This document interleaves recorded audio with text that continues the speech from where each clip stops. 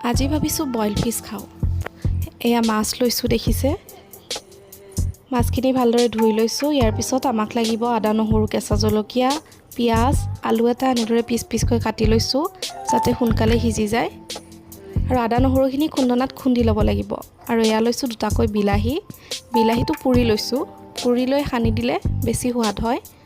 এফালে কেৰাহী এটা গৰম হ'বলৈ দি মাছকেইপিছত সামান্য তেল মুচি এনেদৰে কেঁচা কেঁচা ভাৱটো নোহোৱা হ'বলৈ দিছোঁ। আনফালে আমাৰ বিলাহী পোৰা হৈ গ'ল আৰু বিলাহী পোৰা হৈ যোৱাৰ পিছত বিলাহী দুটা এনেদৰে পিটিকি লৈছোঁ। আৰু পোৰা বিলাহী দিলে সোৱাদটো বেছি ধুনীয়া হয় খাবলৈ।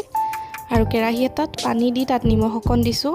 দি উঠি কাটি থোৱা পিঁয়াজ, আলু আৰু খুন্দি লোৱা আদা, নহৰু, কেঁচা জলকীয়াখিনি দি দিছোঁ।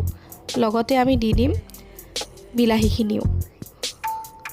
আৰু আদা নহৰুটো খুন্দি দিব। খুন্দি দিলে বেছি ভাল লাগে মিক্সিত পেষ্ট বনাই লোৱাতকৈ। তাৰপিছত দেখিছে এনেদৰে উতলিছে।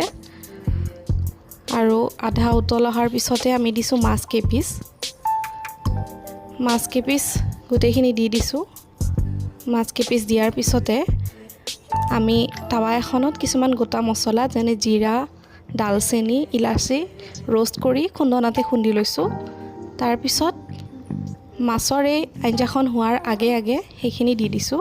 আৰু শেষত একেবাৰে দিছোঁ কেইপাতমান মান ধনিয়া।